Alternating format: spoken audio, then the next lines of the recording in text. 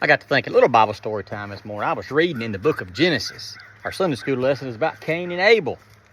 And I'm teaching Sunday school this morning, but, you know, the story all goes back to, you ever thought about it like this right here? Boy, Adam and Eve and Cain and Abel, they was a handful, wasn't they?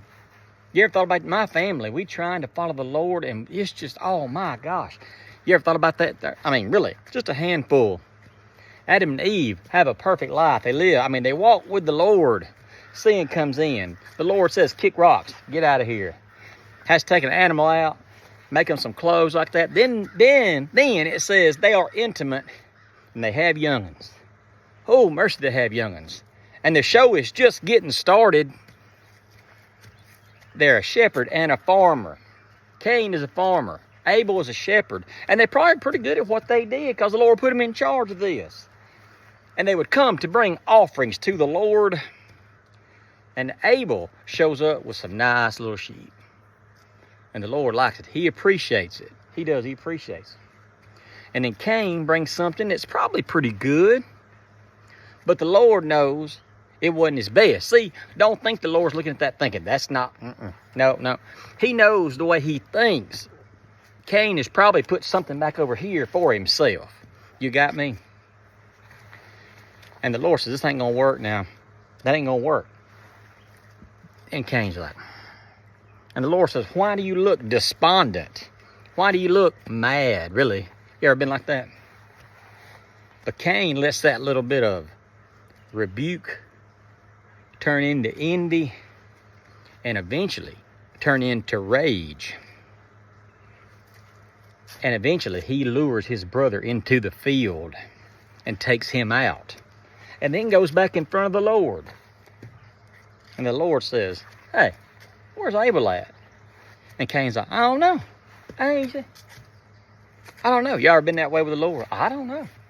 Lying to the Lord the whole time because the Lord invented time. He invented thought. He invented questions. He already knows the answer before he asks the question. And Cain says, am I my brother's keeper? Am I supposed to keep up with him? He's a shepherd. That joker's probably running all over the place. And the Lord says, Cain, I know what you done. Because I have given you advice about sin crouching, ready to pounce on you, and you need to take control of it. And you've let that happen. And what I'm going to do is I'm going to put a mark on you and send you out of my presence. Because the worst thing in the world is to be out of fellowship with the Lord. It is. But what I keep coming back to is, am I my brother's keeper? Are you your brother's keeper? Because a lot of folks, even disciples of Jesus, will say, well, I don't want no drama. I don't want to deal with that. I don't want no drama.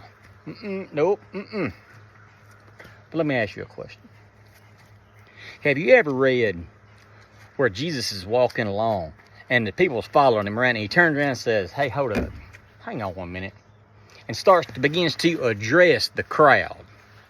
Look, I appreciate y'all following me. A lot of y'all's here to see me do tricks, this and that. A lot of y'all's here because you love me.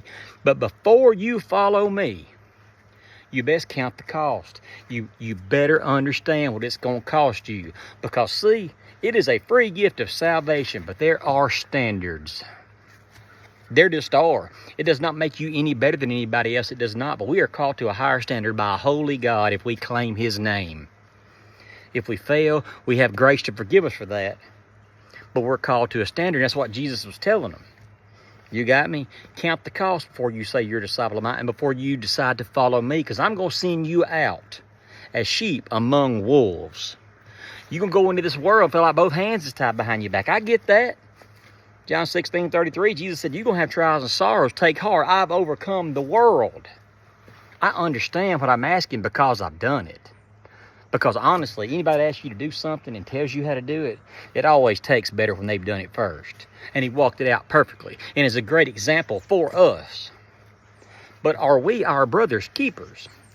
Jesus clearly said the two greatest commands are love the Lord your God with all your heart, soul, and mind, and love your neighbor. Who is my neighbor? Neighbor. You're going to react in a supernatural way. You're going to react with love in situations that your flesh calls for fighting and anger. That's how you become your brother's keeper, especially in this time in our world, in America, in our world. Be your brother's keeper. If somebody comes at you in your face, react in a supernatural way, and you just might plant a seed for Jesus. If you can imagine that, we are the same.